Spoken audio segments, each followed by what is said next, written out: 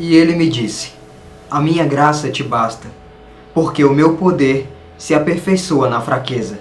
De boa vontade, pois, me gloriarei nas minhas fraquezas, para que em mim habite o poder de Cristo. 2 Coríntios 12, 9. No começo desse capítulo, Paulo está falando sobre um cara que ele conheceu, que aparentemente foi arrebatado. Foi levado por Deus para uma experiência sobrenatural. Ele diz: nesse homem eu me gloriarei, no sentido de dizer que ele ia dar muito valor para esse cara.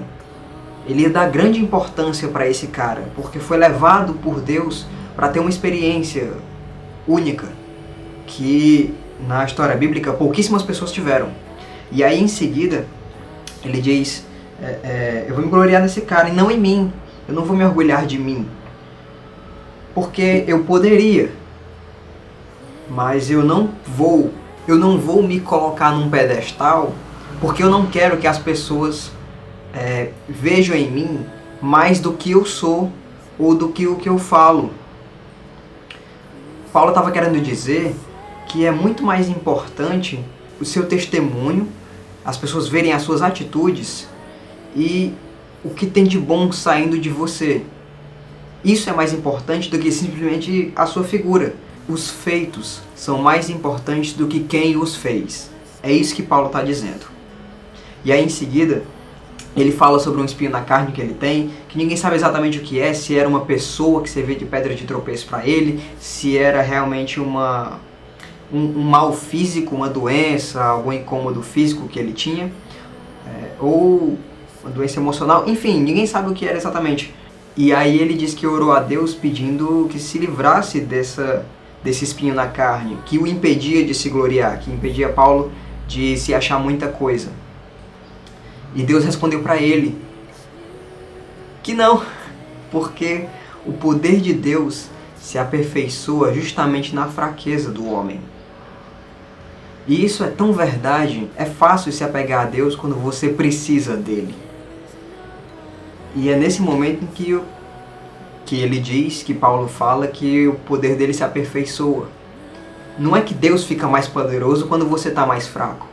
É que Deus faz mais coisas por você quando você precisa mais dele.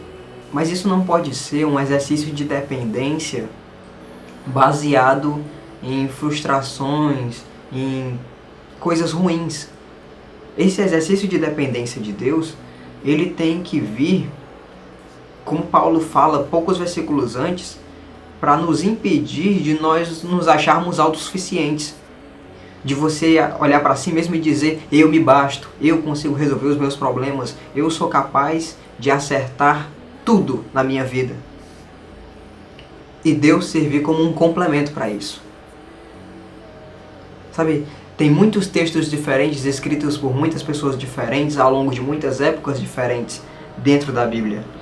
E muitos deles falam sobre o nosso relacionamento. Eu diria que quase todos, ou todos, falam sobre o nosso relacionamento com Deus, sobre o interesse dele em ser presente, em nós dependermos dele em todos os aspectos, não só porque você está doente, ou porque está faltando dinheiro, ou porque a sua família em casa está discutindo.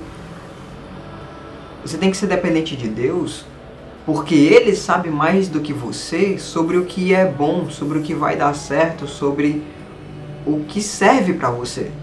Mas nós temos que ter cuidado para não achar que nós valemos esse tanto, esse tudo para outras pessoas, ao ponto de colocar um outdoor, colocar uma placa, figurativamente falando, sobre o quanto você é maravilhoso, sobre o quanto você é uma pessoa espetacular. Sabe, esfregar os seus feitos na cara das pessoas. É sobre isso que Paulo está falando. Ele fala alguns versículos antes, no capítulo 11, todos os sofrimentos que ele passou por causa de Cristo. Sabe, todas as desgraças, as mazelas pelas quais ele passou. Não para esfregar na cara das pessoas, mas para que as pessoas entendessem o trabalho dele. Às vezes é necessário você dizer algumas coisas sobre a sua vida para que as pessoas entendam o papel de Deus em você. Paulo não falava isso para que as pessoas o enxergassem como maior do que os outros. Ele falava para que as pessoas enxergassem qual era a importância de Deus na vida dele, qual era a importância de Cristo na vida dele. Para que as pessoas soubessem o quão longe ele era capaz de ir por alguém que ele amava. E hoje em dia, muita gente valoriza mais o nome de um pastor, o nome de um pregador qualquer, o nome de alguém que faz vídeos. Valoriza muito mais o nome dessa pessoa, o status dessa pessoa, do que as atitudes dela em si, do que o discurso que ela tá passando. E se o que ele fala é muito bonito, mas não concorda com o que está escrito na palavra, são palavras vazias, são flores mortas. Eu trouxe esse texto porque uma das coisas em que Deus mais trabalha o meu caráter é acerca do orgulho. Eu sempre tenho que tomar muito cuidado para não me tornar uma pessoa orgulhosa. Tome cuidado. Não se glorie, não se ponha num pedestal a ponto de que as pessoas vejam mais o seu nome do que o que Deus faz através da sua vida. E que Deus te abençoe nesse processo.